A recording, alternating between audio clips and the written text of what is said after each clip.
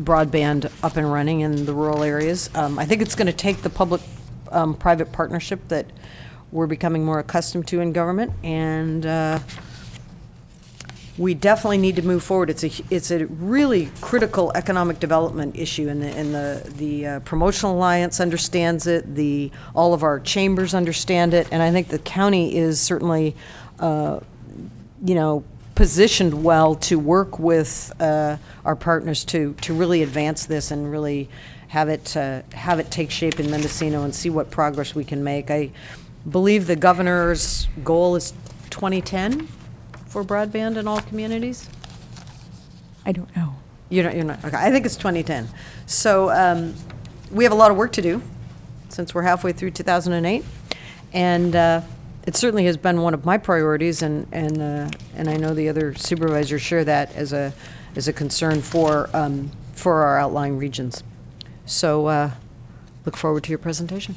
Thank you. Thank you. My name is Susan Estrada, and I am a technical consultant with the Redwood Coast Connect project. I just want to give you, I'm from San Diego County, but I live in an area where we have no broadband. So every time I do a study like this, I get very excited about new places I can move to in California that actually are connected.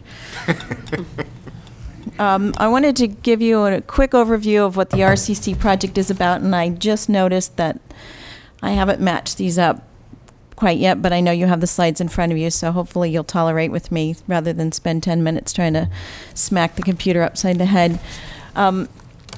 We have 4 basic goals. One is to try to figure out where there's broadband demand in the regions. And the regions that we're talking about include Mendocino, Humboldt, Del Norte, and Trinity counties. We're also going to try to build on and increase the regional conversations between folks about broadband expansion to make sure that people really are focused on the rural areas such as this to drive deployment. We're going to provide a template to evaluate and guide demand aggregation efforts, and then we're going to see if we can leverage some private sector investments, and I'll have some of those interesting facts to share with you about Mendocino today. So today, really going to bring you up to date. We're still in the middle of doing data analysis, and so this is really preliminary data that you're going to see today and is subject to change, okay? I'm going to tell you just a few things about broadband in case you aren't already a broadband passion person. Broadband is a good thing. It's always on. The reason why it's good is because it's always on.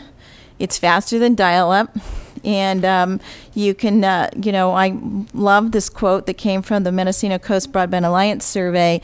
It said, high-speed internet ranks up there with water, septic, land for gardening, and good air is essential home site requirements. I think today in 2008, and as we look to the future, this is exactly the kind of thing people expect when they move to an area, and something that areas need to make sure they provide.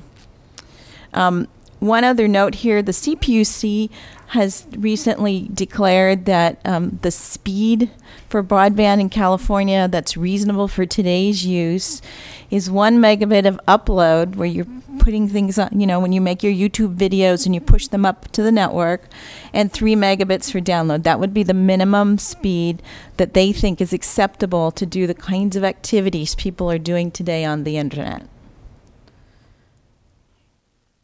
So we looked at both the supply side of the equation and also the demand side of the equation, because it's nice to be able to do the balance of the two. And when we were looking at the supply side, there's some very important supply criteria to look at. One is that we looked at what's installed. We looked at your cable situation, DSL, which is the telephone company, fixed wireless situations, which are mostly done by entrepreneurs in this area, and then mobile wireless, like a cell phone carrier would provide. We looked at residential and business services, and we're looking at real speeds.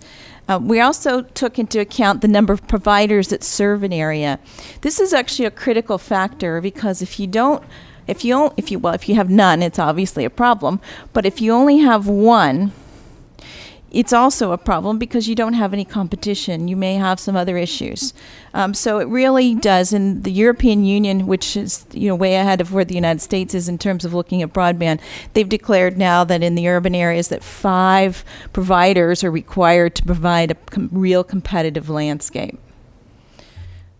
So that's just something to stick in the back of your head. We also looked at backhaul availability. And when I'm talking about backhaul, think about the road, right? If you live someplace and you're all talking to each other on your broadband connections, but you can't get out of that place because there's no way for that information to get out of your area, that would be the backhaul. So you actually have some pretty critical issues in this area, and I'll cover those in a little bit here.